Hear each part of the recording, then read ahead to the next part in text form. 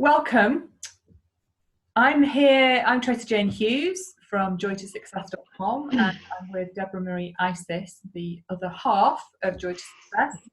And we just wanted to share something that's come up for us today, which we have had lots of questions about in our time of doing our work together, and from clients we've worked with previously, which is, how do I know what to focus on when I'm feeling stuck? Because a lot of people are feeling stuck in a certain place, and when somebody says, are you okay? They say, oh yeah, I'm fine. And someone says, oh, do you want to talk about it? No, I'm fine. And we literally had this today in our meetup. So we planned to meet up today, and we came on, and Deborah had messaged me this morning to say, I'm just going to be a little bit late. So, okay, that's fine. And when she came onto our call, and we were meeting, like this, face to face online, and she didn't look as gorgeous as she does now. And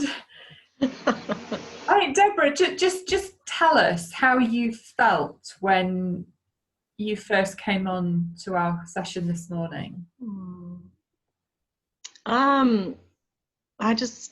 Sometimes it's hard to put words to it, isn't it? But I just wasn't in a good place at all. I was just in a real place of confusion, not knowing why, so I'm feeling stuck, feeling sad, feeling pain, emotional pain.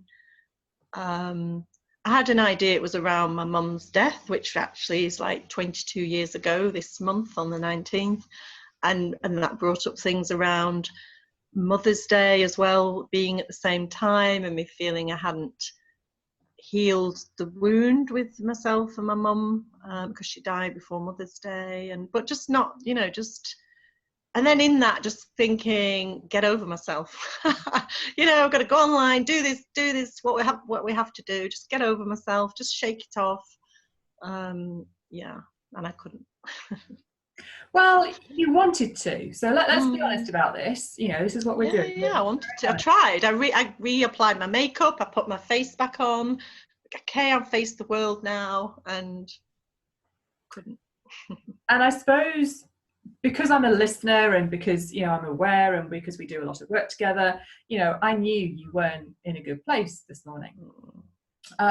So I suppose I asked a question again. I can't remember exactly how we did it because we didn't record it. I can't remember exactly what I said, but it was something around, are you okay? I went, no. It's like, well, do you want to do something about it? And you went,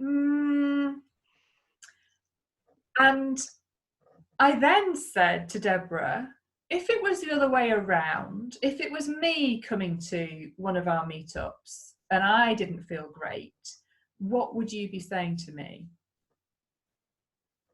And you then sort of looked at me, went, oh, okay, she's going to make me do something. And again, there was so much resistance, Deborah, to actually wanting to do something about that stuckness that you felt. And those are the words, I've written them down, some of the words that you were using this morning. And it was just that being stuck, and to me, what I was hearing, looking at you and hearing some of your words, it was like it was easier to stay stuck and in that place than for me to help you by listening to you, sharing whatever you needed to share. Is that how it felt for you? Yeah, it did. Yeah, I kept just going off the track, didn't I? Going off the subject and distracting and coming up with something else. And even doing that, there was this knowing that I needed to address this hurt that was going on and this pain. And I also knew, on a level I couldn't do it on my own. I'm a trained coach, I'm a therapist, I'm a counselor, I do all the, all the practices, and I I think, you know, I said to you, I'll do this process on myself, this other process, and knowing, I knew I couldn't because I was in it. I was stuck in it, and I couldn't do it on my own. But I just, yeah, it's in that moment, it's that fear of vulnerability. Even for me, it was fear of being vulnerable. You know, well, if once I go into this, I'll just turn into a gibbering wreck, and I won't get out of it, and I've got work to do. Just get over yourself again, you know, just, and yeah, just fear of being vulnerable, and fear of bringing up the pain that it felt so painful I wouldn't come out of it, I think. Yeah. And, you know, thank you for sharing that, because that's hard to say, you know, and you really were, you know, in that pain and distress this morning. You know, you looked so you just weren't at ease at all. You know, you clearly, I mean, you told me you haven't been sleeping, you know, you're having really weird dreams, you know, and you then started to share a little bit about, you know, you realised why you might be feeling like this. So, I mean, I literally, you know, I'm not, well, I suppose, you know, I'm a coach, I'm a listener, you know, I'm a trainer, you know, I help other people to listen to themselves in a very different way to how you help people to listen to themselves. But I just offered that space. And, you know, yes, we had things to do today. We've got things on our list to get done. But I knew that we couldn't do them unless I helped you, or unless you helped yourself get over this block. You know, it was just like a real roadblock in the road, not just because you looked pretty awful, you know, but you know, you couldn't. I did, I know. My eyes are puffy. I put all my makeup back on the second time and still look puffy, and I still look like. But you were just so stuck, and the words that you were using just kept going round and round and round. And you know, I've been there myself. You know, we might find we do this another time when it's me that's, you know, stuck somewhere. So I don't know, Deborah, if you're happy to share, you know, sort of what we then did to sort of move you out of that stuckness, which didn't take too long. From this fear of staying stuck and going into pain and, you know, just not being able to get out of it, you know, look at you now, you know, we're what, an hour later, an hour having finished. You know, that sort of, we used a process, but, you know, just to share what you're comfortable sharing, just to help people understand that by talking things through with somebody else, it's almost like, you know, that's what's shifted you. So yeah, absolutely. Yeah, I think so before that, I think what I just want to share is, so for probably quite a number of years, I've had this dilemma between the work that I do, you know, and focusing on what you want and what you love, and just creating that, you know, and not focusing on, you know, on our identities, limiting beliefs. And, you know, so there's a sort of theory around, you know, just focus on this over here, what you love instead. You know, what I would have loved actually was to do our session and to be okay, and for it to, you know, go as well as they always do. But I couldn't. You know, there was this thing that was painful, and it was hurting, and it was bringing up sadness, and it was like it was like, you know, it was literally like having a lump in my throat, like metaphorically, if you will. You know, you just can't. It was just this. I couldn't do that, and you know, but you offering, just allowing this space with, you know, just a space of love and acceptance. You know, I knew it would be a space of love and acceptance, and that just allowed me to be vulnerable and just start sharing. I didn't know, did I? I had no idea what was going on. I had no idea what it was, even myself. I was going, what is it? What's the pain? What's hurting? Where am I? Is it sadness? Is it pain? Is it hurt? Is it loss? Is it grief? Is it and so just the first bit, it was, you know, so it was like what I realized, and then afterwards, obviously at the end of it, you know, is I couldn't just do that. However trained I am, 10 years, you know, I've done other therapies, but for 10 years using my intuition, I couldn't just shift to over here. You know, this bit is like, oh, this is me and my wholeness, my greatness. You know, I couldn't do it. I was in such a stuck place over here. So allowing, you know, you allowing me that space of openness, listening, support, vulnerability, just opened up this beautiful space of healing, actually, you know, and I could just open up and allow. You know, we took ourselves through, you know, we do everything just intuitively, don't we? What comes, we go with it. We didn't know what was going to happen, and we actually used one of our intuitive processes that goes very deep, but it's, you know, it's really, really healing. And you know, and that process in itself, we sort of pinpointed what the cause at the beginning was, which we put down to healing my mother wound, but a collective mother wound.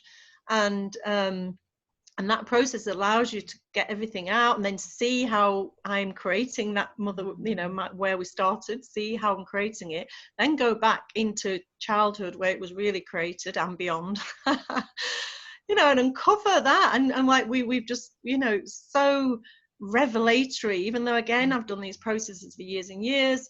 And we were going, you know, even we were saying, weren't we, like, what, you know, what is it? What just happened? And what, you know, what we realized, didn't we, was that we bring it into the light, whatever it is that's there, that's keeping us stuck. We bring it into the light of truth. We illuminate the truth around it, and then it's exposed, and it can't have the power anymore. You know, we see the untruth of it, really, I suppose, you know, what we make up when we're so tiny, and it brings it into the light, and bringing it into the light, it just dissipates. And then we carry on, and we intuitively step into a space of what I'd love instead, which is, then I can do that. You know, only then, after that, could I step into this space over here of going, yeah, okay, well, I'll refocus now. What would I love? So, you know, again, I've had this like dilemma for quite a few years around, I know your focus creates reality, and I know what I need to do is just shift it over here and focus on what I love. But when this is happening and we're stuck and we don't know why, and we're in it and the pain of it, and we're freaking out, even unconsciously or underneath, you know, to me, it needs exposing and bringing into the light, which was exactly what we did today. Or, you know, exactly what you enabled me to do by holding that beautiful space of love and support, and listening. And then that just, you know, that cleared the stuff, and then we shifted to what would I love instead, and saw that, and saw the whole picture, and just puts a completely different slant on it, you know. So I get, you know, my ending up place from being healing my mother wound and feeling powerless to the masculine, you know, to be vulnerable and share that, is I am a force of love and joy in the world. You know, that's what I'm here to do. That is my joy of being. That is, you know, imagine the impact of that from, you know, even feeling I have to heal this mother wound. But saying that, you know, obviously I did. There was that there for me that did need bringing, illuminating into the light of truth, and just, you know, having you in this beautiful space allow that to happen. And there's just such relief around that, and just joy. As we went through, you know, our time together, as we, you know, I was just listening, you know, and helping Deborah, you know, just to share whatever she needed to share. And you know, there is that element of getting it off your chest, and yeah, looking deeper, and yes, finding the underlying assumption that's really holding you back. But you know, that just being able to do that with somebody that isn't judging, isn't asking questions, isn't advising, you know, it was just allowing that all to happen. And you know, I know that, well, you know, Deborah's helped me in, you know, a number of times from really stuck places over the last couple of years, and it's been a real privilege to be able to help Deborah, you know, come from that really stuck place to the place now where we can really crack on. You know, I feel that we're really going to get loads done the rest of the day. But you know, it's we just wanted to share that however stuck you feel, you know, it might only be a tiny bit stuck or a massive bit stuck. We can come across stuckness at any time, but we can also shift it, but we have to allow ourselves. You know, Deborah was so resistant this morning to shift out of that stuckness. She really, really was. I can't stress that enough. She really felt that it was easier to stay in the pain and continue to have this stuckness for once a week every single year. You know, 22 years. 22 years, Deborah has been stuck this week every single year. So, you know, she looks so different now. I really wish I'd taken a before and after and done a spot the difference. Different person, totally different person. But there is nothing to feel, you know, silly about or embarrassed about. You know, yes, Deborah had to feel vulnerable to go through it, but having that place and space to go to do that safely, you know, it's shifted, it's helped, it's moved Deborah forward, and she's now able to, you know, to work again. You know, so whatever it is that you're doing in your life, you know, please just, you know, either reach out to us, and we'll help you, you know, over that stuckness, or find a place or space to just go, actually, I need to do this. I need to shift something and move on. But, you know, we're here, you know, Deborah, I'm Tracy Jane, you know, Joy to Success. And we really, really encourage you to move out of your stuckness. You know, sometimes, I mean, today it was simple steps. It wasn't easy. It was not easy at all. It wasn't easy sometimes for me to listen to. You know, I'll share that as well. And when you see somebody else clearly in pain and hurting, it's not easy, but it is so. It's so powerful. Hello. Roxy likes to join in. It likes to join in. So, is there anything else, Deborah, you want to just add as we close?